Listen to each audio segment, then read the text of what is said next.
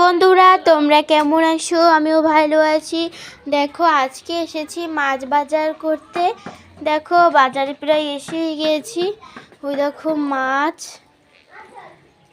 দেখো মাছ বাজারে এসে পড়েছি। দেখো, এটা কি মাছ? ঢেলা মাছ। এটা কয় টাকা করে কেজি? 300 টাকা কেজি। একটু কম হবে না? তাহলে আমি নিতাম।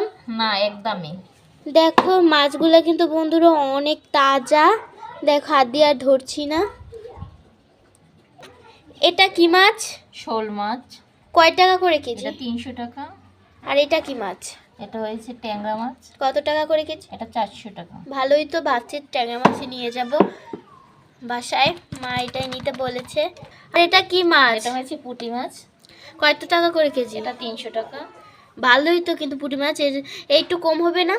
এটা 200 টাকা হলে একদম নিতে পারেন। আর এই যে ঢেলা মাছ কয় টাকা করে?